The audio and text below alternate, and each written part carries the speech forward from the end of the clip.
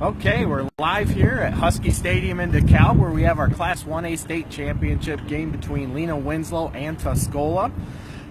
Shane, let's take a look at the Tuscola starting offenses. It's pretty impressive with some of the size and numbers that they have. But starting at center for the Warrior offense will be Cade Morgan. He's a junior, 5'10", 177 pounds. And on both sides of him at guard is senior Dakota Denny, 5'8", 181 pounds. And CJ Picasso is a junior coming in at 6'3", 271 pounds.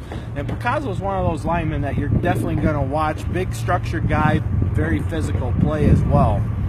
At tackles, obviously the oft-mentioned Hunter Woodward. He's the Oklahoma State commit. He'll be wearing number 75 today. Comes in at 6'6", 289 pounds. And then you got another junior on the other side, Braden Von Lanken, who comes in at 6'2", 244 pounds.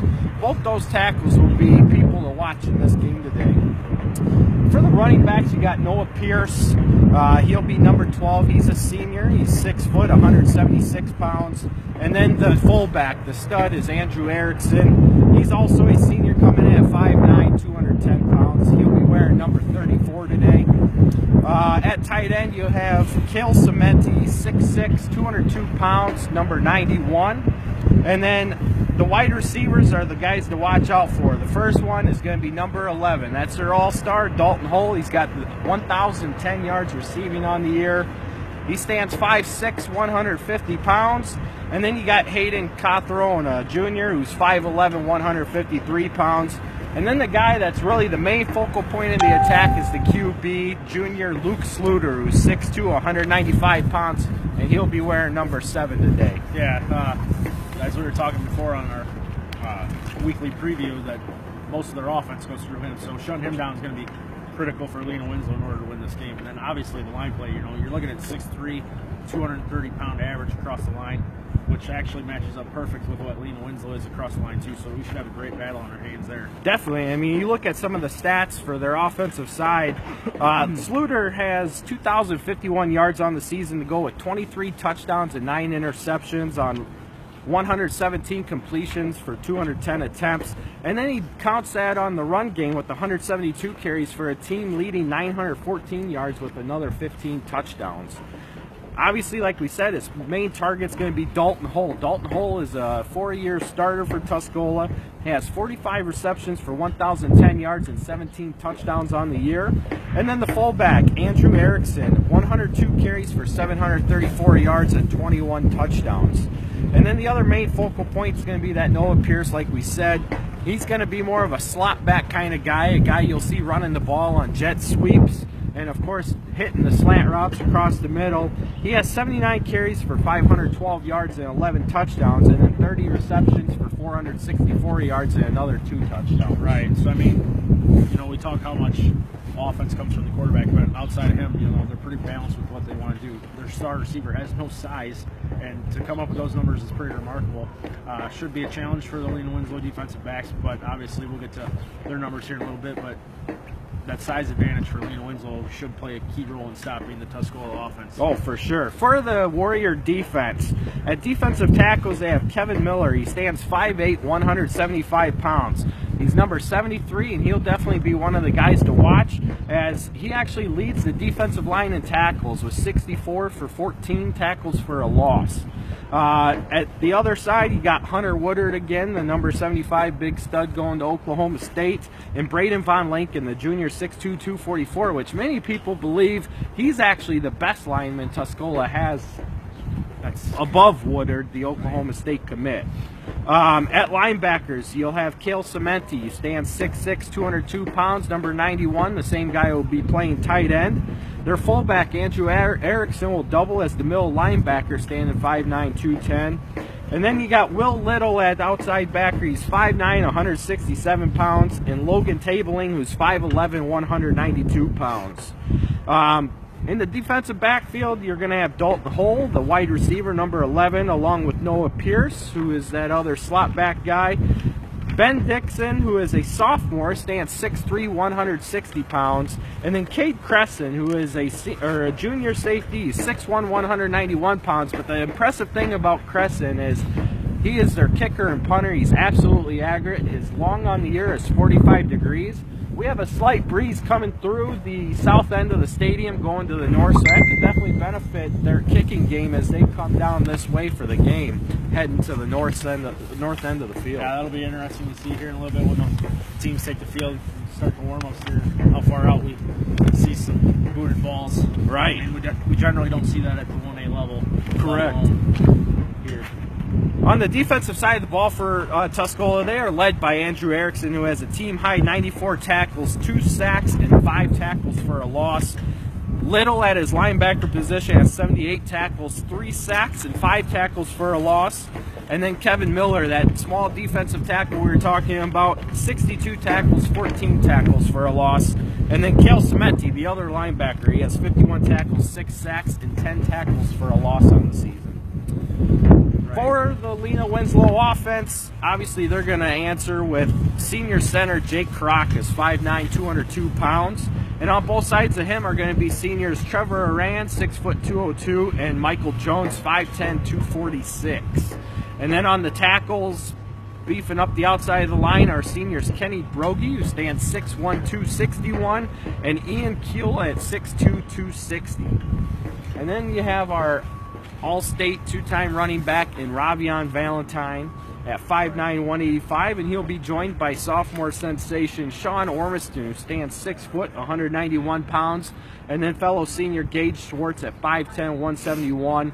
And then you got the big boys at the tight end position, and these guys are going to be a big factor in today's game as far as getting that offensive line for Lena Winslow going against this Tuscola defense. And that's Isaiah Bruce and Parker McGee, who both stand 6'3" and 238 and 206 respectively. Right. And both of them are going to have huge games if Lena Winslow is going to be successful running the ball. You know, when Tuscola runs their 3-man front, we're talking about linebacker play, whether they're recognizing play. You know, that's a good run-stop defense. So the tight ends are going to have to do their job also on shutting down the backers as well. Oh, definitely. So that they're definitely going to have to get off the ball fast and contain that edge, so that way the off tackles, runs that Lena Winslow likes to run will work today. That's Lena Winslow's bread and butter, off tackle. So obviously we'll see a lot of that today, and if everybody's doing their job, it should go well. Right, absolutely. And then at quarterback is, of course, senior Ty Crispin. He stands 6 foot, 173 pounds. And on the year, Crispin is 25 for 35 passing for 620 yards, 12 touchdowns to 0 interceptions. Valentine, of course, the 199 attempts for 2,025 yards and 25 touchdowns, followed by Ormiston with 123 attempts, 961 yards, 16 touchdowns, and then Schwartz with his 53 attempts, 721 yards, and 13 touchdowns. And then Isaiah Bruce leads all receivers with 13 receptions for 325 yards and 8 touchdowns. So when they connect with him, it's generally for the big play. Right. You know, it's after they've sucked everybody in, and then you see it. And we've seen that play come with Isaiah Bruce targeted, with Ravion targeted, with Schwartz targeted. So it's not just Isaiah that's getting these looks going downfield. It's a plethora of Lena Winslow receivers and backs. And also to come up with those numbers, you know, Lena Winslow's throwing the ball, what, 3 or 4 times a game, and to have that many yards, you know, they're big plays when they do come. Right. So to go against the Tuscola offense is Lena Winslow's base 4-3 defense, and at D-tackle you have Michael Jones and Ian Keel. Both are Michael Jones 5'10", 246, and Ian Keel is 6'2", 260. And at the ends are Isaiah Bruce, the sophomore, 6'3", 238, with Parker McGee, a junior, 6'3", 206. The 3 linebackers are Jake Caracas, Gage Schwartz, and Sean Ormiston, which we've already listed before on the offensive side of the ball. And then in the defensive backfield, you have senior cornerback Noah Trumpy, who stands 5'10", 175, and we expect him to be the one that's going to be busy a day with Dalton Hull for Tuscola. At the other cornerback position, and this would be where they could switch that up and put Rob there. And then the safeties are senior Eli Lingle and then Ty Crispin as well. Both of them are right around that 6 foot mark and 168 pounds. Right. So the defensive leaders for Lena Winslow are Parker McGee, leads the team in tackles with 70 tackles, 14 for a loss.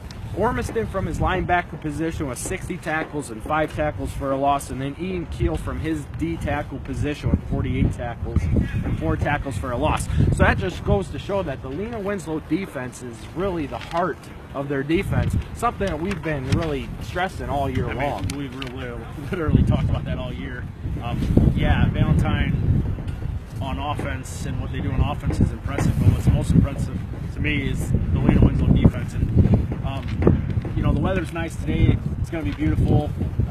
Wind isn't too bad as of now. You know, Tuscola likes to air it out a little bit. You know, Lena Winslow's going to have a challenge on their hands, but I'm looking forward to that battle because, you know, as we're talking the lines, everything matches up pretty much within a few pounds, other than, you know, the wide receivers of Tuscola and the defensive backs of Lena Winslow. I mean, Lena Winslow outsizes them, so that should also be an advantage too. So it should be an interesting battle here today. Yeah, you're going to see 2 different schematics between both teams, which is great. Lena Winslow on their base 4-3. Tuscola is going to counter that with their 3-4 defense. So both of them are going to put 4 deep as far as DBs and safeties. I expect to see Tuscola, though, start to crowd the box early in the game. I believe that they will respect Lena Winslow starting out, so you'll see them spread out more. But as the run game gets going, don't be surprised if you start seeing 8 people come in the box. Well, and that's huge because Tuscola's defense, you know, they really focus in on one-on-one tackle here. And with Valentine being so slippery to get down, if Valentine gets to the outside and slips a couple tackles, he could have a good day, which would be great for Lena Winslow. I mean, Tuscola really relies on good tackling in their defense. So, and we haven't seen Valentine go down that much on one-on-one tackles this year. So those are 2 things to keep an eye on. Absolutely. For Tuscola, they've scored 583 points on the year, averaging 44.8 points per game, where Lena Winslow has scored 600 points, averaging 46.1 points per game. And on defense, Tuscola has given up 13.5 to Lena Winslow's 11.2. So really, scoring-wise and defensive-wise, both of them seem to match up. And if you look at their total yards on the year, Tuscola has put up 4,812 yards going into today's game for 370.2 average. And Lena Winslow counters that with 5,112 yards for 393.2 yards per game. And, you know, actually some of that was a differential in last week's semifinal matchup with Forreston, because going into that game, Lena Winslow was averaging over 400 yards a game. Right. So, I mean, you know, you're looking at some big numbers here, though. Yeah. Both offenses are going to be fun to watch. And defensively, Tuscola gives up 200.5 yards per game, whereas Lena Winslow's at 195.7. Right. So there again, I mean, this is going to be a true telltale sign of what the line of scrimmages do on both sides of the ball. I mean, on paper, they look to match up pretty even. We'll see. I mean, there's a lot of other things that go into that. You know, we've talked how many times, you know, the northern teams are known for tougher strength of schedule, even though Tuscola plays some bigger schools. So we'll see how things average out. But on paper, it looks to be a great matchup. Oh, for sure. Now, the road that both teams got here, we'll start with the Tuscola Warriors first. Round 1, they beat the number 16 seed Chester 56-0. And then in round 2, they took on the number 9 seed Brown County Hornets. They beat them 50-13, setting up a rematch with Carrollton in the quarterfinals. Carrollton came in with the 4 seed as Tuscola rolled them 48-20. And then, of course, their impressive semifinal matchup with the number 6 seed Athens Warriors last week, pulling that one out 21-14. And then if you look at some of Tuscola's other notable games on the year, they have wins over Class 2A Clifton Central, who lost in the second round. They beat them in Week 1 36-20. Conference rival Shelbyville, who just lost in the 2A semifinals to Maroa Forsyth, who we'll see later today in the Class 2A game. Tuscola won that game 47-44. And then 1A, they played Warrensburg Latham, who lost in the first round, but realistically, they lost to Athens. So that would have been a team that could have went, but Tuscola won that game 34-18. And then, of course, the team that we're all accustomed to seeing from last year is St. Teresa. St. Teresa was in 3A this year, and Tuscola beat them 24-21 on a game-winning field goal as time expired. And St. Teresa lost in the second round of the 3A South playoffs. Right. So, you know, and then you look at Lena Winslow, how they got here. I mean, all of them impressive wins. And outside of, you know, like Tuscola's close matchup with Athens. Forston's only tough matchup in the playoffs was last week against Forston. So both teams have really been cruising up until last week. Right, exactly. So you look at the round one game, Stark County, they won 55-20, but you gotta keep in mind, Lena Winslow was up 55-8 in that game before they put the subs in. And then on to round two, they faced the number 8 seed Milledgeville Missiles from the NUIC upstate, and they beat them 49-16, but there again, it was a running clock in the first half of that game. Follow that up with another NUIC upstate opponent, number 5 seed Aquin, where they won 67-28, but what people fail to realize is it was 60-14 at halftime. And I mean, people in our area understand that, but other people outside the area don't, so that's why I bring that up. Right, they look at see 28 points and think, okay, you know, a passing team in Aquin, maybe Tuscola will hang 20 on Lena Winslow today. And I'm not saying it's impossible, but obviously a lot of those points were scored on second teamers. Right, exactly. And then, of course, the mention of the semifinal game with Forston, where they won 12-8, and that was nobody scored in the second half. So, I mean, that was a tale of very two halves, really. Yeah, I mean, it was. Lena Winslow completely dominated the first half, and you know, Forston outgained them in the second half, just couldn't capitalize. You know, both teams had opportunities to tack on points, it just didn't happen, and here we are today. Oh yeah, absolutely. So notable games for Lena Winslow. Week 1, and they played Class 2A conference opponent West Carroll, who lost in the second round to GCMS, who will be playing today against Maroa Forsyth, beating West Carroll 34-20. Another game where Lena Winslow was pretty much in control of that game, as they were up 28-6. So the score was actually a lot closer than the gameplay was. And then, of course, the first regular season game with Forston, where they beat Forston 28-14 in Forston. And then they follow that up with another win over 2A EPC, who also lost to GCMS. They beat EPC 34-6. And then, of course, that game with Dakota in Week 9 with the conference championship on the line. Lena Winslow really proved their mettle in that game, winning 55-7. Right. It was just the final tune-up for the playoffs, so to speak. Just get the ball rolling here. Right. So, that's what we have on Lena Winslow Tuscola as we get set for the Class 1A state championship game here in DeKalb at Husky Stadium. We hope you stay tuned.